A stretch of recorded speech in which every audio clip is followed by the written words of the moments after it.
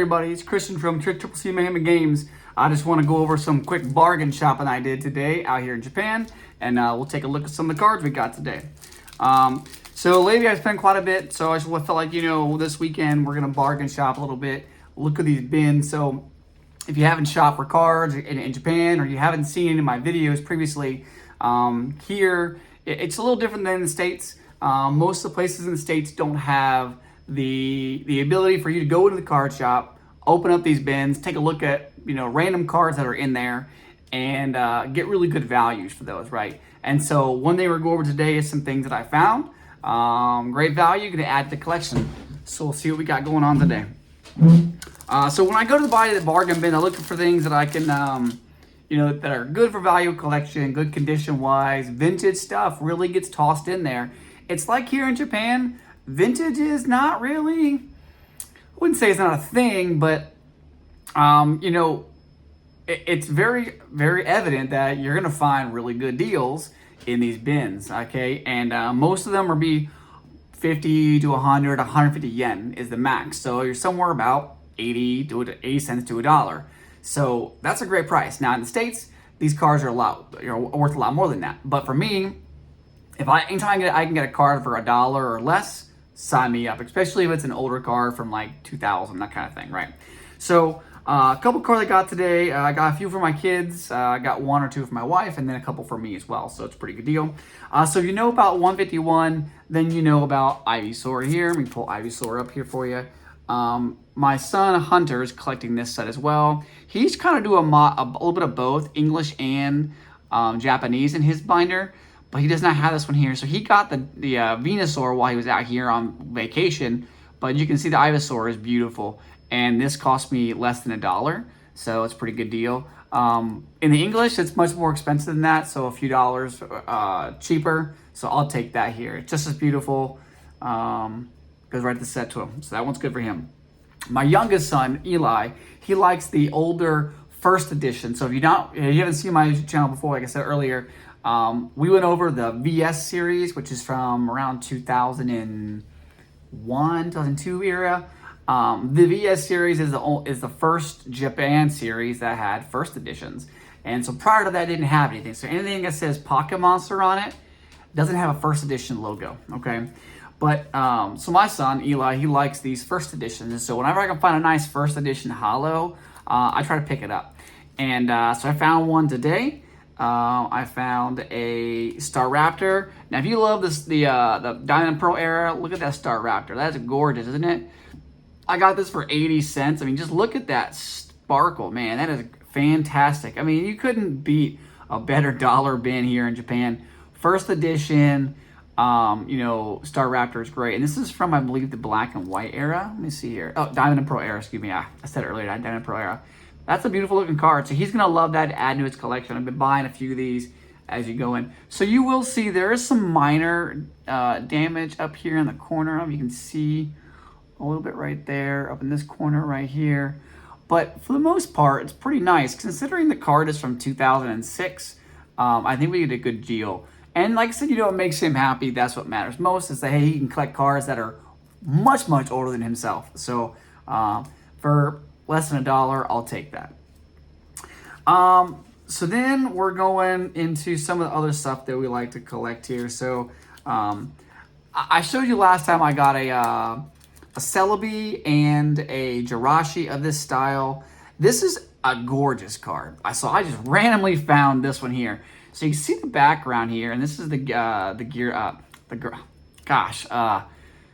how can I not remember his name all of a sudden? Kyogre, excuse me, right? And so this is from an older set, not super old, but it's Diamond, what is it? Scarlet Violet? So what is it, S? Yeah, so early Scarlet Violet age. And you see this background. Every time I can find these, we're going to buy these here. So you can see that beautiful background there, that spiral there, and that wave. Just look at that, how the card just glistens, right? This card here is 120 yen, so just under $1 again. The current exchange rate is 150 yen to $1 currently. So yes, under $1. Like, you cannot beat that. That background's great. So now I think we've got about 6 or 7 of these now. With this background here from this era. I believe it's just 2 different sets from the early Scarlet Violet. I know they have them in English, but I think the Japanese much of what's nice, and they're pretty cheap, which is great. Beautiful card. But each of these sets have about 190 cards, so they are kind of long. But I just love those backgrounds. My wife Marissa, the owner of Triple C Mayhem Games, she absolutely loves these kind of cards. And then I'm working on a few of the sets. I'm working on Time Gazer. Which is a Japanese set. I'm also working on, oh man, what's the other one? Pokemon Go, and I'm working on, I can't remember the last one I'm working on too. Paradigm Trigger? No, I'll remember in a second. But anyways, so I just get a couple of those cards belong to that set as well. So Eli's working on Time Gazer. So we're gonna pick his up here. Oh, my bad. So that I just got one of these here. I'm not opening booster boxes. The booster boxes are somewhere around 9,000 yen, so relatively expensive here. But remember, the booster boxes in Japan are much smaller than the ones in English. So you may get 20 packs, but they only have 5 cards in them. At least this specific series does. And so 9,000 yen is just under $60. But I mean, it's still pretty expensive when you're only getting about half the cards. So I just got a Cricketune for him. He'll like that as well, kind of add to his collection. And then I also got I think this is a Yuxi. I can't remember which one this one here is. And so I just got this one here too. So that's 2 extra cards he gets to add to his set. So I think we're just over halfway completed with this set. These are pretty beautiful cards. Really nice. I like them a lot, which is great. Obviously, you know some Diamond and Pearl. You know the legendaries here, mythical, excuse me, from that set.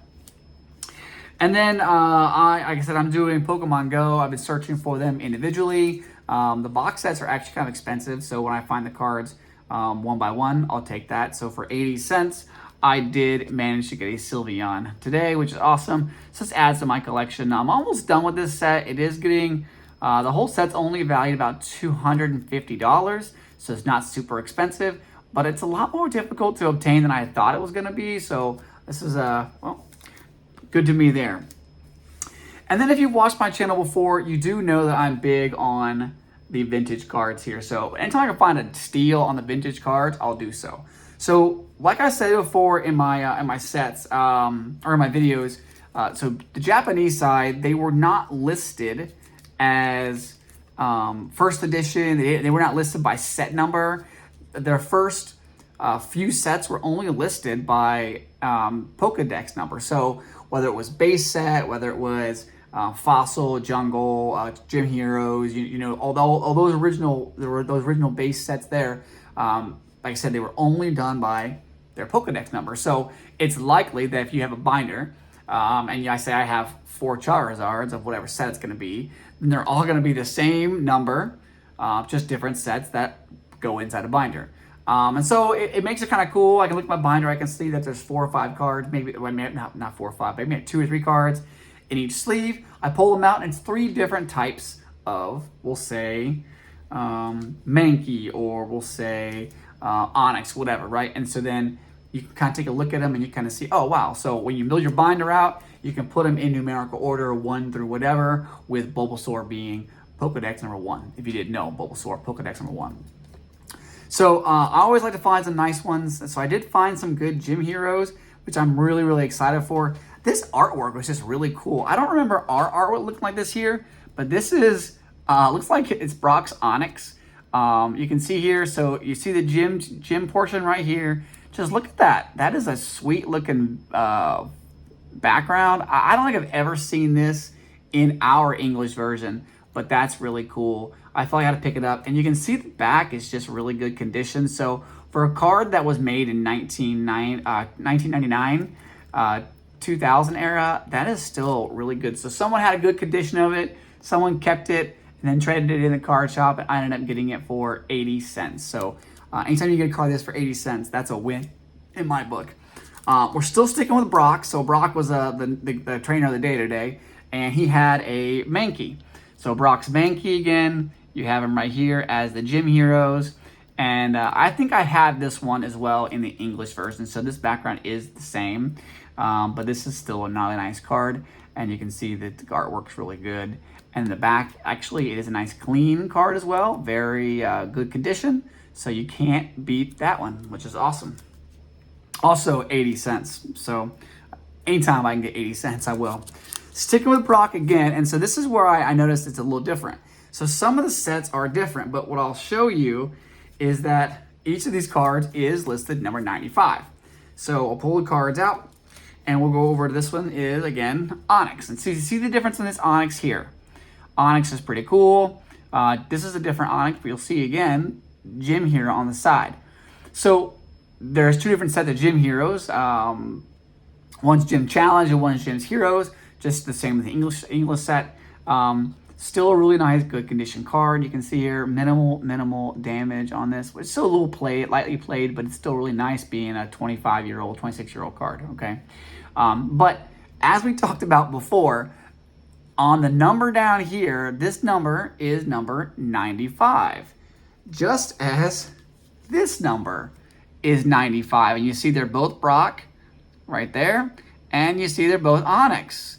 So that kind of makes it a little cluttered a little bit. So just different. It's just different for your sets. So when you're collecting these cards, if you feel like, hey, you really like the old Pocket Monster cards, this is how they're going to be numbered order. And so you can put your binder and you know how to do it. So I thought it was pretty cool. Great scores today. All went under $1, so 80 cents a piece. Then I ended up getting another Brock, which like I said, Brock was the trainer of the day. I found I got Brock Sandslash, again, the gym hero, right? And you'll see here, none of these are holographic. There was very few of them in the Japanese that were holographic, which is fine. But they're still very nice to add for the collection. To know that I acquired these when I was in Japan hunting around, it makes the experience better, in my opinion. This way, maybe when I pass away and die in the next 40 years, maybe longer, hopefully longer, that, the boys can collect these and they give them to the grandkids and so on from there and say, hey, my dad, my grandfather, your grandfather, whatever, collect these while he was stationed in Japan. So I think it's pretty cool. Very good condition still for this one. Very much so enjoyed that. Like I said, anytime you find a good condition card, you got to pick it up. I know that in the States, if everyone here found a base set or a gym trainer or something from 2000, 2001, English, you'd probably jumping on that kind of stuff. So I know they're not super expensive, but if it's not first edition in the States, then you could find them relatively easy. But like I said, in Japan, there is no first edition. So when you buy them, that is the card. That's it. That is the one card that came out before ours did, and this is what it is. So you got to pick it up. Again, I have a Sand Shrew. This one's called a different series, right? And so you'll see here's a Pokeball. Now, something I learned here, this is actually called the Pop series, I believe it is. Vinpop series. So this is actually an older set than the original base set. So this card is one of the first ones printed. At least from my understanding, that's how the Vinpop series works back then. So it is just a different type. There's still the same number here, but each one of these sets does have like 30, 40 cards in it. Nothing like ours, 151 anyways, that we had in our first few sets. But I think ours had like 62, 64, 102 were the first three sets we had. So kind of similar here in Japan as well. But this Pop series never actually made it to the United States. So this is another series that was very specific to Japan. And so if you ever want to say, hey, I got the original, that's the ones you want to get. Those with the Pokeball on the side there. Also 80 cents. And then we'll go back to another one. Like I said, it was a Brock day, but it was a Sandslash day. So I had to pick up the Sandslash again. I do not have this one for Pop series. You can see how pretty cool that is. I've seen these go for really a good price, especially in great condition. This is definitely a moderately played, but I'll take it. Like I said, I'm not in these non-hollows. These here for like mint condition, because it's pretty difficult to find a mint condition card from Japan. From this generation, so it's just kind of hard, difficult to find that. At least not if you're not graded wise, anyways. But yeah, so a pretty good haul today. So I definitely think bargain shopping what it was. All in all, it cost me about 1,200 yen, so just over $10. So that's a good deal. So like 11.50, yeah, about $12. So That's a good deal. But anyways, let me know what you think, right? Let me know what you think about the pocket monsters. Let me know what you think about bargain shopping. Do you bargain shop? Do you go into other card stores or and looking for cards to fill out your sets? Do you think it's important to collect sets? I don't know. I figured that collecting master sets is really fun. The chase is what I'm all about, what the family's all about, so we think it's pretty cool. But at the end of the day, it is your collection, of course. So let me know what you collect. If you do like these here, if you do like this here, let me know what kind of Pocket Monster cards you have now. And so when I keep building this Pocket Monster set, I'm gonna be doing something fun. So I can't wait. And maybe one day I'll have them all. Who knows? But isn't that the good name of the game? Gotta catch them all. Anyways, thanks for watching. Hit that like, subscribe button. Let me know what you think about my visit today. Short video, which is great. But keep a lookout for some more videos of Pokemon hunting, Pokemon card hunting, comics, updates about our business and that kind of stuff, right? So, all right, everyone, bye.